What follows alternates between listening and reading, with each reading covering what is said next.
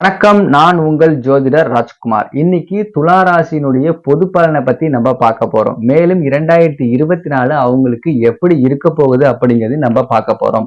சித்திரை, சுவாதி, விசாகம் அப்படிங்கிற 3 நட்சத்திரத்துல பிறந்த நபராகவும் இருப்பாங்க. இவங்களுடைய அதிபதி பாத்தீங்க அப்படின்னா சுக்கிர பகவான். இவங்களுடைய அடையாளம் தராசு.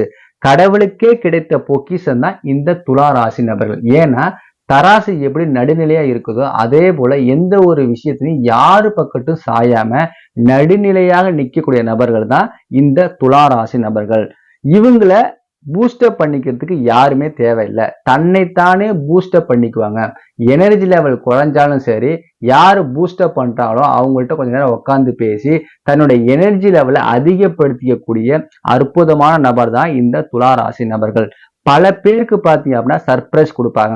அது ஃப்ரெண்டா இருந்தாலும் சரி, லைஃப் பார்ட்னரா இருந்தாலும் சர்ப்ரைஸ் கொடுப்பாங்க. ஆனா இவங்களுக்கு ரிட்டர்ன்ஸா பாத்தீங்கன்னா அந்த அளவுக்கு சர்ப்ரைஸ்ங்கிறது எதிர்பார்த்த அளவுக்கு கிடைக்கவே கிடைக்காது. பிறருடைய வாழ்க்கையில எவ்வளவு பெரிய பிரச்சனை இருந்தாலும் இந்த துளாராசி நபர்கள் இன்வால்மெண்ட் ஆனாங்கன்னா அதை அசால்ட்டா தீர்த்து வைப்பாங்க. துளாராசி நபர்கள் யாரு வீட்டுக்கு சென்றாலும் சரி, அதாவது உதாரணமா கல்யாணமாகி கணவனோ இல்ல மனைவியோ இருந்தாலும் சரி, அவங்க புதிதாக அந்த வீட்டுல கால் எடுத்து வச்சாங்கன்னா புதிதாக வீடு கட்டுவதற்கு நிறைய வாய்ப்பு இருக்கு. ஏற்கனவே வீடு கட்டி பாதியிலே நின்றிருந்தாலும் கூட அது மறுபடியும் தொடர்வதற்கு நிறையவே வாய்ப்பு இருக்கு. ஆயுள் பலம் பார்த்தீங்கன்னா இவங்களுக்கு இயற்கையாவே அதிகமா இருக்கும். எப்படிப்பட்ட உடல் பாதிப்பு வந்தாலும் அது தானாகவே சரியாவதற்கும் நிறைய வாய்ப்பு இருக்கு. தெய்வ பலம் பார்த்தீங்கன்னா இவங்களுக்கு நிறையவே உண்டு. ஆனா அது இவங்களுக்கு போக போக தான் இவங்களுக்கு தெரிய வரும்.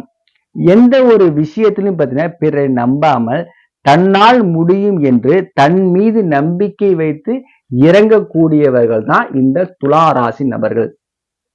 துளாராசி நபர்களை பார்த்தீங்கன்னா மனிதர்கள்ட்ட யாருக்கிட்ட பழகினாலும் சரி, பிரித்து பார்த்து பழக மாட்டாங்க. எல்லோரிடம் பார்த்தீங்க அப்படின்னா சமமாக பழகக்கூடியவர்கள். ஏன்னா இவங்களுக்கு இயற்கையாகவே உயர்வு தாழ்வுலாம் பார்க்காம பழகுவாங்க. நேர்மையை எதிர்பார்க்கக்கூடிய நபராகவும் இருப்பாங்க. அது நண்பனா இருந்தாலும் சரி, உறவுக்காரரா இருந்தாலும் சரி, மனதுல பட்டதை சரி என்று பேசக்கூடிய நபராகவும் இருப்பாங்க. நியாயம் யாரு பக்கத்து இருக்கோ அவங்க பக்கத்து தான் நிற்பாங்க. தன்னை சுற்றி உள்ளவர்கள் மீது எப்பயுமே பார்த்தீங்கன்னா இவங்களுக்கு அக்கறை இருந்துகிட்டே இருக்கும். அதே போல பொது சேவை செய்யணுங்கிற ஆர்வமும் எப்பயுமே இவங்களுக்குள்ள இருக்கும். ரூல்ஸை எப்பயுமே ஃபாலோ பண்ண நினைப்பாங்க. அதே போல பிறரும் பாத்தீங்க அப்படின்னா அந்த ரூல்ஸை ஃபாலோ பண்ணணும் அப்படின்னு உள்மனதில நினைச்சுக்கிட்டே இருப்பாங்க. இவங்களை சுற்றி ஏதாவது ஒரு பிரச்சனை வந்துருச்சுன்னா, உதாரணமா பாத்தீங்க அப்படின்னா தெருவுல தண்ணி பிரச்சனை வந்தாலும் சரி, இல்ல கரண்ட் பிரச்சனை வந்தாலும் சரி, உடனே தீர்வு காண நினைப்பாங்க. யாரை பார்த்து அதை எப்படி சரி பயணுங்கிற விஷயம் இவங்களுக்கு அசால்ட்டா தெரியும்.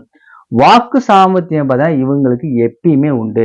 எந்த இடத்துல எப்படி பேசணும், அதை யாருக்கிட்ட எப்படி பேசணும் அப்படிங்கிற விஷயம் இவங்களுக்கு அசால்ட்டா இருக்கும்.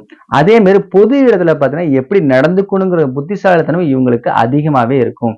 பேசி பேசி பார்த்தீங்க அப்படின்னா பல காரியங்களை சாதிப்பாங்க. இவங்களை பேச்சுல யாருமே வெல்ல முடியாது. அந்த அளவுக்கு தெளிவா பேசுவாங்க.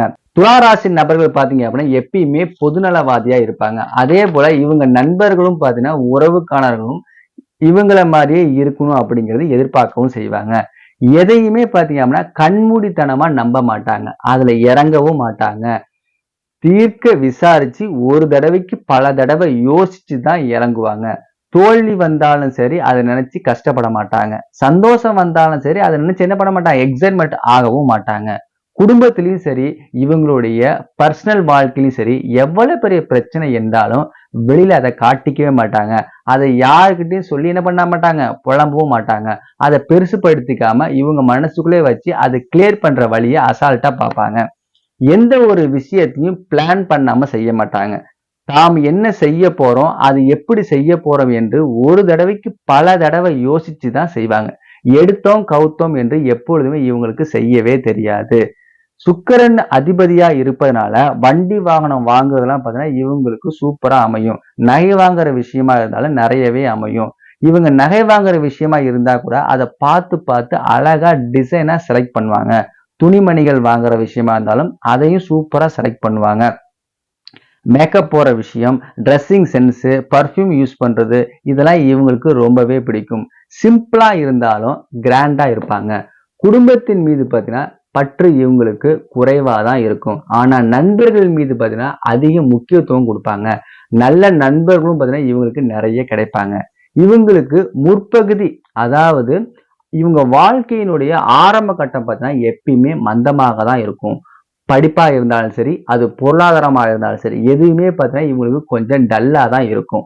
இவங்களுக்கே தன் வாழ்க்கை மீது ஒரு பிடிப்பு இல்லாம இருக்கும். ஆனா இவங்களுடைய பிற்பகுதி பாத்தீங்க அப்படின்னா எல்லோரையும் ஆச்சரியப்படுற வகையில அற்புதமா அமையும். அது எதை தொட்டாலும் சூப்பரா சிறப்பாக மாறும். ஆரம்பத்துல பாத்தீங்கன்னா படிப்பெல்லாம் குறைவா இருந்தாலும் கூட பிற்பகுதியில பாத்தீங்கன்னா டிகிரி எல்லாம் முடிச்சு பெரிய பெரிய லெவலுக்கு போறதுக்கு நிறைய வாய்ப்புகள் இருக்கு. வாழ்க்கையினுடைய தத்துவமே பாத்தீங்கன்னா இவங்களுக்கு கொஞ்சம் லேட்டா தான் கிடைக்கும். அதை லேட்டா தான் இவங்க புரிஞ்சுக்கவும் செய்வாங்க. சின்ன வயதுல பாத்தீங்கன்னா ஆன்மீக நாட்டம் குறைவா தான் இருக்கும். கோவிலுக்கு கூட பாத்தீங்கன்னா இவங்க சரியா போகவே மாட்டாங்க. ஆனா இவங்களுடைய பிற்பகுதியில பாத்தீங்க அப்படின்னா ஆன்மீக நாட்டம் அதிகமாவதுக்கு நிறையவே வாய்ப்பு இருக்கு. வயது கூட கூட தான் இவங்களுக்கு ஆன்மீக நாட்டமே அதிகமா காணப்படும். தன்னுடைய கௌரவத்துக்கு ஏதாவது ஒரு பிரச்சனை வந்துருச்சுன்னா அந்த இடத்துல ஒரு நிமிஷம் கூட இந்த துளாராசி நபர்கள் இருக்கவே மாட்டாங்க. நீதி நேர்மை விஷயத்துல மட்டும்தான் தன்னுடைய தலையை வணங்குவாங்க. அந்த விஷயத்துல யாருக்காகவும் தன்னை மாத்திக்கவும் மாட்டாங்க, தன்னை தாழ்த்திக்கவும் மாட்டாங்க. பிறரின் எந்த விஷயத்திலையும் கூப்பிடாம இன்டர்ஃபயர் ஆகவே மாட்டாங்க. அவங்களா கூப்பிட்டு இதுல தலையிட சொன்னா மட்டும்தான் அதுல தலையிடவும் செய்வாங்க. துளாராசி நபர்களுக்கு யாராவது நீங்க உதவி செஞ்சீங்கன்னா அதை அவங்க காலத்துக்கு மறக்கவே மாட்டாங்க. தக்க சமயத்துல ஏதாவது ஒரு வகையில அத உங்களுக்கு எப்படி திருப்பி கொடுக்கலாம் அப்படிங்கிறத மனசுல வச்சுக்கிட்டே இருப்பாங்க. பட் இவங்களுக்கு யாராவது உதவி செஞ்சாங்கன்னா எந்த ஒரு பிரதிபலனும் எதிர்பார்க்காம சூப்பரா செய்வாங்க. பட்ஜெட் போட்டு மாதம் மாதம் செலவு செய்வாங்க. அந்த பட்ஜெட்டையும் தாண்டி பாத்தீங்கன்னா இவங்களுக்கு செலவு வந்த வண்ணம் திடீர் செலவுகள் வரவும் நிறையவே செய்யும். பொருளாதாரத்துல பாத்தீங்கன்னா இவங்களுக்கு எந்த ஒரு பிரச்சனையுமே இருக்காது. இவங்களுக்கு யாருக்காவது கடன் கொடுத்தாங்கன்னா அதை திருப்பி கேட்கறதுல ரொம்பவே தயக்கப்படுவாங்க. சில நேரங்கள்ல பாத்தீங்கன்னா அதை கேட்காம விட்டுடவும் செய்வாங்க. அவங்களா கொடுத்தா கொடுக்கட்டும், அப்போதைக்கு வாங்கிக்குவோம் அப்படின்னு நினைக்கவும் செய்வாங்க. காதல் பண்றது பாத்தீங்கன்னா இவங்க நிறைய வாய்ப்பு இருக்கு. அதே அரேஞ்ச் மேரேஜை காட்டிலும் லவ் மேரேஜ் நடக்கிறதுக்கு நிறையவே வாய்ப்பு இருக்கு. இவர்கள் எப்பொழுதும் பாத்தீங்கன்னா லவ்ங்கிற விஷயத்துல உண்மையா இருப்பாங்க. காதல் பண்ண ஆரம்பிச்சிட்டாங்கன்னா அந்த காதலுக்கு உண்மையா எப்பயுமே இருப்பாங்க. இவர்களுடைய லைஃப் பார்ட்னரை காட்டிலும் இந்த துளாராசி நபர்கள் காதல் எதுவும் பண்ணாங்கன்னா அந்த அளவுக்கு சிறப்பா உண்மையாவும் அன்பாவும் இருப்பாங்க. ஒருவேளை துளாராசி நபர்கள் லவ் பண்ணி அது ஃபெயிலியர் ஆயிடுச்சு அப்படின்னா இவங்களுடைய தப்பு 1% கூட இருக்காது. ஆப்போசிட்ல உள்ள நபர்கள் அந்த லைஃப் பார்ட்னர் மீது தான் இருக்குமே தவிர இவங்களுடைய பங்களிப்பு 1% கூட இருக்காது. ஆனா பெரும்பாலும் பாத்தீங்கன்னா சில நேரங்கள்ல பாத்தீங்கன்னா துளாராசி நபர்கள் காதல் விஷயங்கள்ல நிறையவும் ஏமாற்றப்படுவதற்கும் நிறைய வாய்ப்பு இருக்கு. அதனால கொஞ்சம் கவனமா இருப்பது உங்களுக்கு வாழ்க்கையில சிறப்பை தரும்.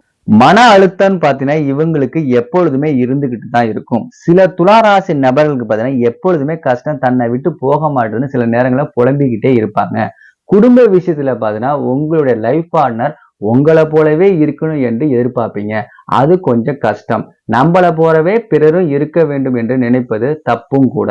காலப்போக்கில் அதை நீங்களே புரிஞ்சுக்கிட்டு உங்க மனசை மாத்திக்கிட்டு வாழவும் செய்வீங்க. விட்டு கொடுத்து போகக்கூடிய எண்ணம் உங்களிடம் அதிகமாக இருப்பதால் உங்களுடைய திருமண வாழ்க்கை பார்த்தீங்கன்னா எப்பொழுதுமே சந்தோஷமா தான் இருக்கும். உங்களுக்கு பிடித்த நிறம் பார்த்தீங்கன்னா வெள்ளை, பச்சை. இந்த 2 நிறம் பார்த்தீங்கன்னா உங்களுக்கு அதிர்ஷ்டம் தரக்கூடிய நிறமாகவும் இருக்கும். நவகிரகங்களை நீங்க வணங்க வேண்டிய தெய்வம் பார்த்தீங்கன்னா சுக்கிர பகவான். பெண் தெய்வங்கள் எந்த தெய்வமா இருந்தாலும் நீங்க வழிபடுவதன் மூலம் உங்க வாழ்க்கை மென்மேலும் சிறப்பை தரும். வாரத்துக்கு ஒரு முறையாவது மகாலட்சுமி அம்மனை வழிபடுவது சிறப்பு.